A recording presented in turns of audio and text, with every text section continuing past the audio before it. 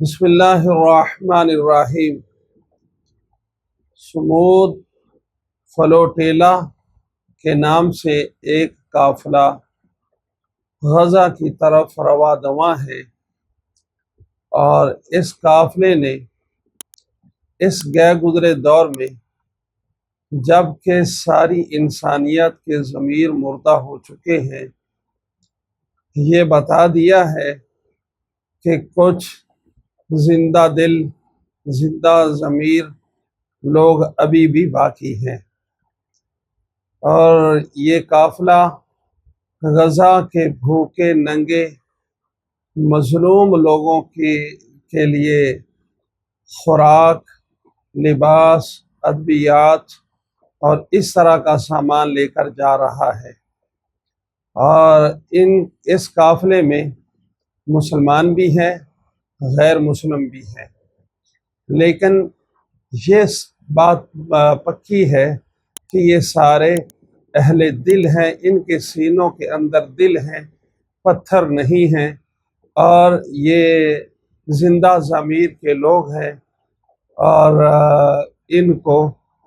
ان سب کو ہمارا سلام ہے، اور ہماری دعا ہے کہ اللہ تعالی اس قافلے کو باحفاظت منزل مقصود تک پہنچائے، اور جو مشن لے کر نکلے ہیں، اللہ تعالیٰ ان کو ان کے مشن میں کامیاب کرے۔ جیسا کہ اب ہمارے سننے میں یہ بھی آ رہا ہے کہ اسرائیل ان قافلے والوں کو دہشت گرد کہہ رہا ہے۔ اسرائیل وہ عالمی دہشت گرد بدماش جس نے کسی بھی قانون اور اصول کی کوئی پاسداری نہیں کی، یعنی اخلاق نام کی چیز ان کے نزدیک کوئی نہیں، اور بین الاقوامی اصول توڑے، اپنے بنائے اصول توڑے، انسانیت یعنی یہودیوں میں، اسرائیل میں انسانیت تو دور کی بات، ان کو تو حیوان کہنا بھی مشکل ہے، لیکن یہ ایسے درندے ہیں انسانیت کے قاتل، اور پھر بھوک کی کسی کو سزا دینا، یہ تو دنیا کے کسی مذہب میں بھی جائز نہیں۔ اور امریکہ بہادر اور منصف، اور اپنے آپ کو پتہ نہیں وہ دنیا کا قائد کہتا ہے،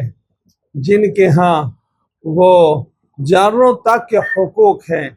بلیوں اور کتوں کے حقوق ہیں۔ پاکستان میں ایک اونٹ کا گھٹنا کٹ گیا تو ایک دنیا میں شور مچ گیا، تو ان سب کی کیا آنکھوں پہ پٹی بندھی ہوئی ہے کہ غزہ میں انسانیت بھوکی مر رہی ہے، ان کے پاس خوراک نہیں، لباس نہیں، ادویات نہیں، اور پھر ان پر جو بارود کی بارش برسائی جا رہی، اور ان کے لیے کچھ لوگ فقط ان کی ہمدردی اور انسانی ہمدردی میں ان تک خوراک پہنچانا چاہتے ہیں، تو یہ اسرائیل کے دہشت گرد اور اس کے